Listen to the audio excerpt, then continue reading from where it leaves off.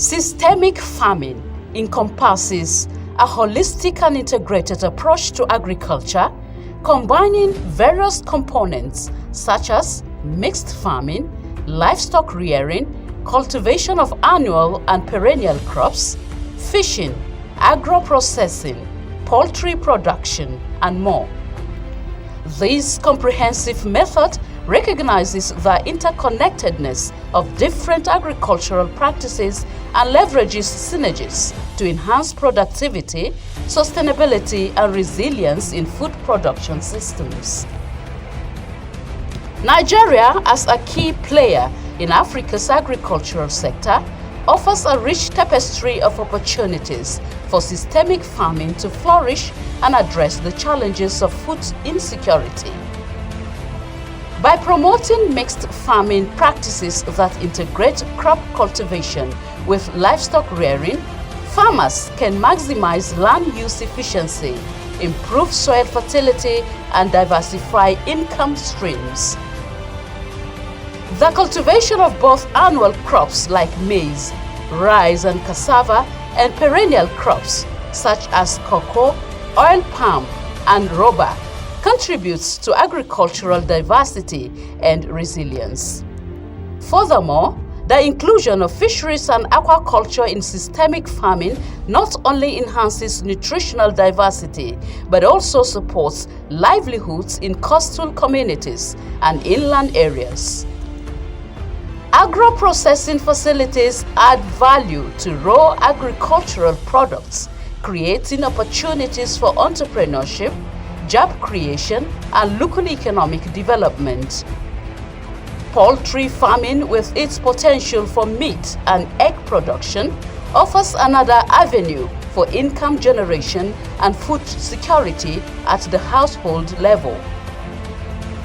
The holistic nature of systemic farming extends beyond agricultural production to encompass broader impacts on job creation and community development.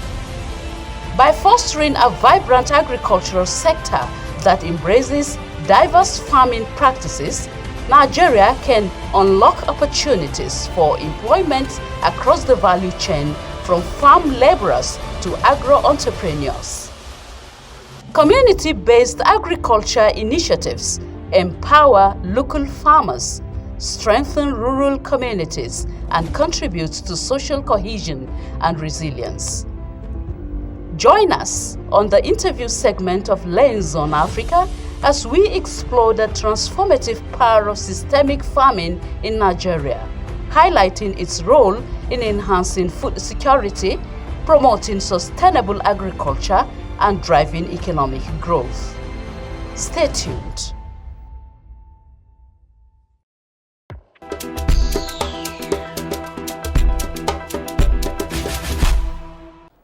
You're welcome back to Lens on Africa, and it's now time for our interview segment.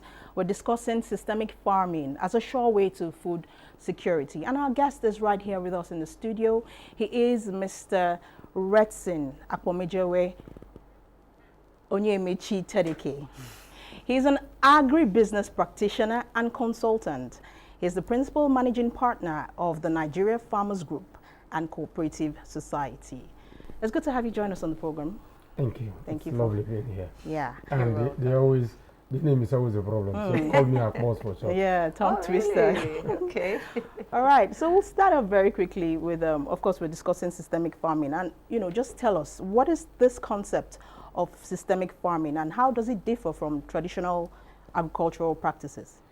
It's not that different. Okay. It's similar. The difference this time is you're practically looking at integrated farming, putting all of the components of agriculture into play, and utilizing all of the weather system and the opportunities available. So for a very easy example, most local farmers plant melon and groundnut very early when they see the first sign of rain. Now, once those are getting ready, you plant maize. Once those are getting ready, you plant, as you're harvesting the maize, you're planting cassava or you're planting any other crop. And so what you're trying to do is to maximize the opportunity available out there. Because you're mostly a rainy season type of farmers. We don't have all of the facilities that you need to be able to utilize all of the opportunity available in the agricultural sector.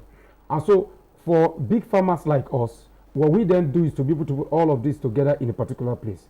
So I have a processing plant. I am not going to cultivate and I take the crops out for somebody else to go and process. I have a ranch. I'm not going to begin to look for organic fertilizer when you have thousands of cows in the field that you can actually harvest their waste and use them as fertilizer. So it is putting all of these components together, utilizing them for effective food processing capacity, and then making it easier for not just the local people, but for for farmers to feed the country. Because without the farmers, I always say, if Nigeria does not farm, Nigeria will die.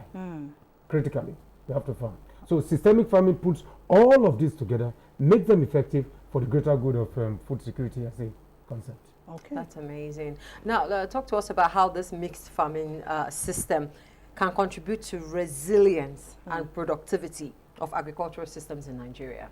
You know, the resilience is all about sustainability over time. Now, if you want to be resilient, Nigerians need to produce food. The challenge you have today with inflation is that we are not producing enough food. Yeah, and I've often said that you cannot import your way out of the problems. Nigeria was not founded on crude oil. Nigeria were founded on agriculture. Groundnut from the north, cocoa. We're talking about palm oil from the south, and the rest. And so, what needs to happen? Okay, for it to become sustainable and feed our people, we need to do it more. So, for example, I talked about groundnut and melon early, the farming season. What the nation should do is to have rain-fed dams, so that you harvest the water that comes from the rain, since we don't have the capacity to actually map out the entire Nigeria to be able to put it to good use when you talk about irrigation farming. And so it is all about maximizing this opportunity. That's the key. And so the sustainability, the resilience that you're talking about is all about, okay, look, you want to be able to produce food continuously all year round.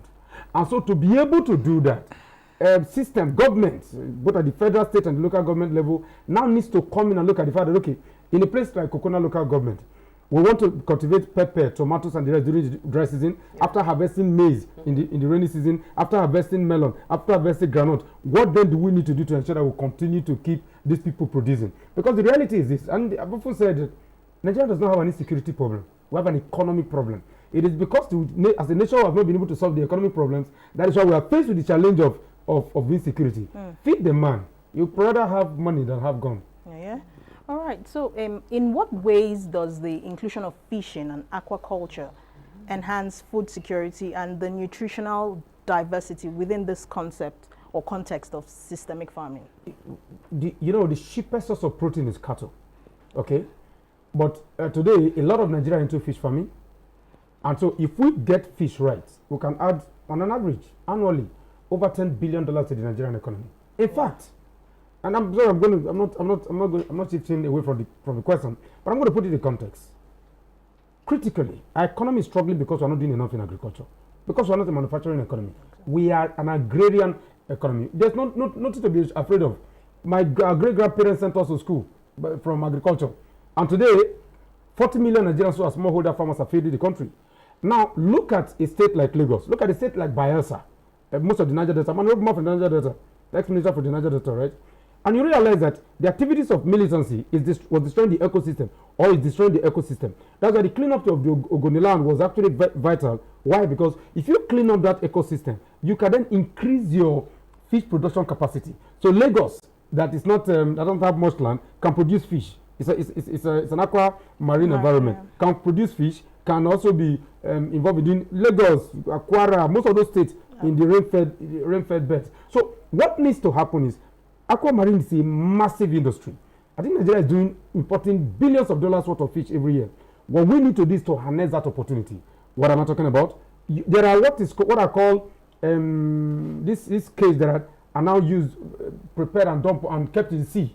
Why don't we evolve system where most of the coastal line across the Nigerian state, by essentially be talking about, it's one of the smallest states in the country with all the oil money they are getting. Why are they not involved in developing aqua solution where Nigeria can depend on those states for our fish problem and then add that as part of our protein content? Because the reality is there's only cow, and that's why we have the challenge to talk about header farmers clash. I said you don't understand the benefit of cattle to the human system, to the protein capacity. It's because you don't understand that's why you make it a conflict rather than an economic issue. So the fishery industry, the aquamarine industry is very significant.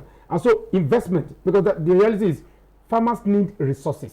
Right. Look, stop dashing us, stop cherry rice, stop cherry fertilizer. Give farmers what farmers need to become sustainable and productive. We need productivity palliatives, not political palliatives. Eliminate political palliatives, make it productive, let them produce, and let states like Lagos and, like I said, Bayelsa and all of these states get involved with the fish production system. And then you're not going to be talking about crude oil. We're too dependent on crude oil, and it's a cost, not a blessing. Wow, that's interesting. That's interesting. All right, now let's talk about agro-processing as a crucial component of systemic farming, correct? Now, how does value addition through processing facilities impact on local economies and create opportunities for farmers, entrepreneurs, everyone down the value chain particularly? The reason we are poor, and I'm going to take time on this because this is very important for all of us to understand. The reason we are poor in Africa and as a people is because we don't add value. Probably maybe aside adding value spiritually, we're not adding that value. Now, this is where I'm coming from, right? Crude oil, we produce crude oil. But what do? You import every component of crude. PMS, AGO, and the rest. Now, in agriculture, the reason we are not making money from agriculture is because when we produce raw materials and we export raw materials, what happens? We import every other thing. Kaduna is one of the largest producers of ginger in the world. But we import ginger tea from China. That is madness. That should never happen. You see, the value you add is the resources you earn, is the wealth you create. That value is lost because the banks want to have conversation with you. And what are they doing? They're telling you process raw material, and then you can export it. No, don't chase dollar.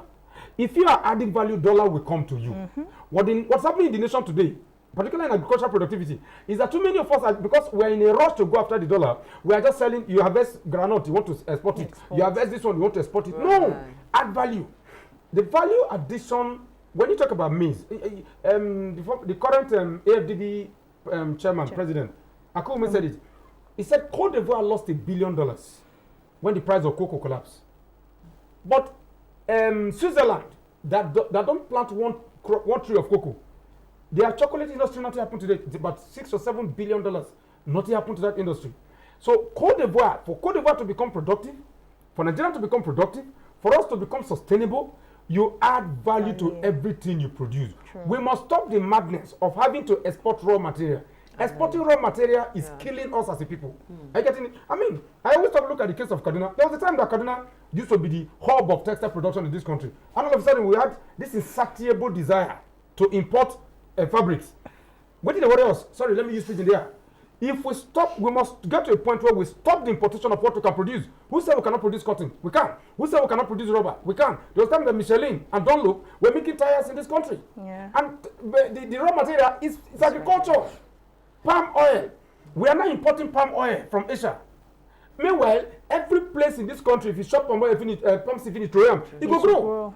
We're blessed with the soil. We're blessed with the talent. I want to use the word talent here because 100, 200 million people. The average age of the Nigerian population is 19. And guess what? Unfortunately, they are mostly unemployable because they don't go to school. So the best thing to do to them is deploy them into the sector that can harness them, utilize them, make them productive, add value to all of the production process, and create wealth for the country. That is what we are not doing currently. And if we don't do it, we don't grow. All right. We've talked about cattle, fish. So let's talk about poultry farming as a significant aspect of, this systemic farming. How will it contribute to both food security and income generation for farmers in Nigeria? It's also very massive, right? But I think we're doing it wrongly. Okay. And this is why. Currently, poultry farmers are struggling across the country. Why? Because of the cost, the increase in cost of production, particularly with regards to raw material. Maize, a ton of maize is now heading over above 500,000 per ton.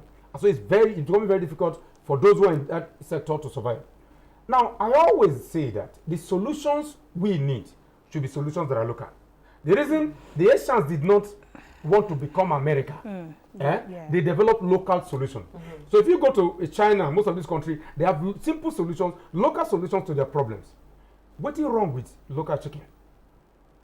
You have seen YouTube videos where families and homes in Thailand, there is a complete value process where they hatch local chickens and they give them to families to raise. And those families raise those local chickens and they don't have need for your broilers or your layers. And they're sweeter. And they're sweeter, you see. So when you develop that concept, when your team came to the farm, they saw what we are doing. We have over 700. We started from 25. We have over 700 local chickens now. Wow. The Fulani giants, what they call it Fulani giants, a very huge chicken. It's very big.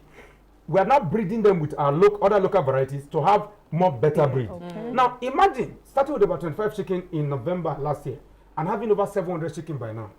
Now imagine if you do it on a larger scale and you get every community. Instead of giving people 5,000 naira, you're calling it political palliative. Why don't you give them 5 chickens, teach them how to raise them?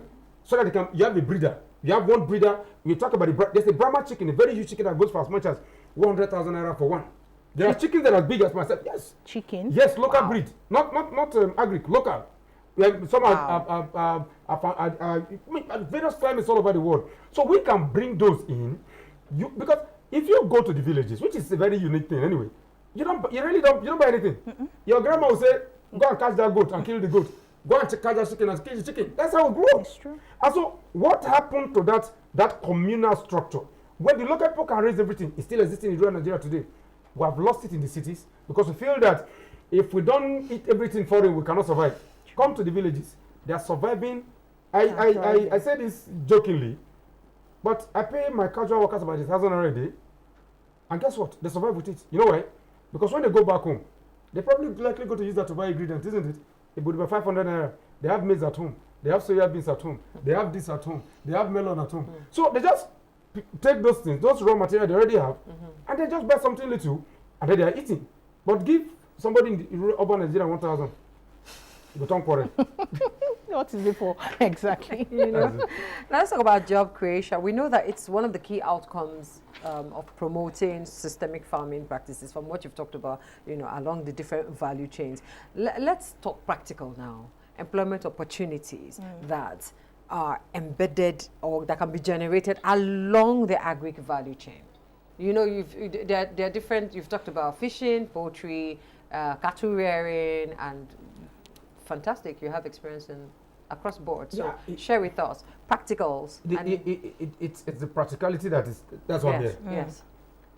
There is no sector in the Nigerian economy today, yesterday, tomorrow that beats what agriculture do when it comes to job creation. Right. The petroleum sector, if the petroleum sector is employing 1 million a day, agri could do 100 million. That is how massive agri is. You just named all of them. Look at cattle, for example, right? Of course, we made it a Fulani thing, right? But the American cowboy industry is a cattle industry, and it's valued at $500 billion. Imagine the jobs. Imagine the jobs not just from cattle, but from fashion and music. Right. Some of us started listening to Don Williams and co. We didn't know that they were actually headsmen. We didn't know. For real. You get right? Yeah. That is an industry. Now look at the jobs involved in that particular industry. Now imagine we develop a Fulani industry to have that Fulani headsman industry to have that kind of approach. You will not be talking about the conflicts. You'll be talking about what? The opportunities, right? The jobs. Agriculture has the largest job creating capacity in the world. It is the foundation industry of man. It's the structural capacity industry of man. And funny enough, there is no sector today that don't need agriculture to survive. Pharmaceutical industry need agriculture to survive. Aspirin and co, most of them come from maize. So every sector, telecom in the villages, now you come to the farm, you have a clinic. Doctors are working there. You have engineers who are fabricating. The young man I came with me is a copper. You have about 10 coppers there. And 10 is not even enough. We're asking for 20 more coppers. With over 100 people under employment. Now, that is a private man doing that. Now, imagine with increased capacity. There are times I call for job opportunity. We want to do a job and then we need people to come to the place to work. You are looking for 100, 800 turn up to do job for 100. So, the capacity, there is no sector. I always say, what are manufacturing? Other than Innocent and a few of them, how many of us are making cars? Very few. Are we making smartphones? No. What else are we doing? Other than petroleum and agriculture. What else? I'm trying to figure out. So, if you want to create job, if you want to sustain job in the Nigerian state, produce food. People say stomach infrastructure. We talk about stomach infrastructure, and so as we're talking about stomach infrastructure, we're like, oh no, we shouldn't be talking about food. Sorry, what should we be talking about? If a man does not eat, he barely can survive. Sure. If your smartphone is missing today, you can survive. Your car is broken, you can actually get another car. But when you don't eat, the problem. So why don't you develop an industry around food? And meanwhile, the humanity, the foundation of industrial development was agrarian. True. And the reason why the British and West came to us for slavery was to take us to go and work in their plantation, agrarian. The reason that Hong Kong and China gave up Hong Kong to Britain, the Treaty of Nanking, the Opium War, was agric. So almost every industrial revolution known to man is agric. So why should you be afraid? And then you are talking about policies that don't have anything to do with feed your people first. Once you're able to feed the people, guess what? There is no amount of job you cannot create. You want 100 million jobs, you want 10 million jobs, you want to deploy the entire Nigerian workforce into productivity and eliminate banditry, agric is the way to go. So when you talk about job, no sector matches what agric can do. Wow. All right. So how would you advise, so to speak, what policy measures and support mechanisms are needed to, scale up systemic farming practices in Nigeria and Africa? What worked for Awolowo, and I'm going to be very clear here, what worked for Awolowo was the Awolowo cooperatives in the Southwest with regards to cocoa and co. What worked for President Mohamed Buhari was the Anchor Borrowers program, the prime anchor. What worked for Asia is the Asian farm villages. What worked in Israel is Israeli kibbutz. The kibbutz are almost like a community of people, of farmers coming together. This one is doing poultry, this one is doing this. They have everything in their place. It is time for us to look at cluster farming and for government to put money where their mouth is. Right. It is time to look at agriculture and say, look, agric is our own. Look, we have 40 million hectares of farmland, arable. Nigeria has 70 million hectares of land. 40 million of them are arable. What it means, therefore, is that we have more land than most of Europe put together. True. Holland does 100 billion euro every year from agriculture. There's no reason Nigeria cannot even triple that if we're serious, right? So what needs to happen is let us begin to focus. Why is it that it's only when we're doing election and campaign that we know we have 176,000 polling units and 8,000 or so ward? We should target agricultural policies to those polling units. Where are our essential workers? There was a time when we were growing up, I was born in 1976, that essential workers were everywhere. Where are they? In every local government. The Bank of Industry, the Bank of Agric was in every local government. Where are they? Revive those Bank of Agric in those local governments. Because the problem of agriculture today is that so many people want to go into agriculture but they don't have the financial capacity. Yeah. But if you take the Bank of Agric to those local government, local community, the Bank of Agric is not going to tell a man in Urobo land, in Ugeli, to go and be giving him collateral from Abuja. He will look at what he has in his father's community and they give him loan based on that capacity. So what has to happen is policies must be directed towards cluster farming. The Anchor Borrowers program was prime anchor. It has challenges. Fix something like that. Make it better. Make it work. Because see, we are having a food crisis because we are not investing in agriculture enough. And context is very important. Let us look at our neighbor. Egypt does about 5 trillion naira every year on agricultural support system. Oh. Thailand, that will get rice from, does about 5 trillion naira every year to support rice farmers. What are you doing to support Nigerian farmers to produce food? Food is national security. They say the business of government is what? Is the security of life and property. Yeah. What is the first security of life and property? It's food. You know, Shabelefu, you say you want secure life. I want to secure life. All right. In closing, because of time, let's, looking ahead, how do you envision the future of systemic farming in Nigeria and the potential it has to transform? Once the right support system is there, it is the way to go. As I say, look, I know one of the good things it does is that if you locate some of these estates, cooperatives in rural communities, you draw attention to those communities, you take them away from poverty, and they will no longer become recruits for bandits, kidnappers, and terrorists. So the future of agriculture is cluster, it's systemic farming, it's integrated farming, it's farm estate, it's agricultural hub, where you pull people together. Make sure there's a central connection point. You see, one of the challenges of government intervention today is that if you do intervention through a political system where you are sharing, you have problem. But if you do intervention through what I call central units of farms, of estates, where you know that, look, I'm going to Coconut local government, I have a farm there that I can take 100 tractors, I'm giving you 100 tractors. It is easier for you to monitor what they are doing, make them more effective, let them support the structure, and then work better. That is exactly how Nigeria works. Until we get that started, we play. Okay. All right. We've been speaking with Mr. Retson Tedheke. He's a defiant nationalist and a passionate community development enthusiast. We've been talking about systemic farming as a sure way to national food security.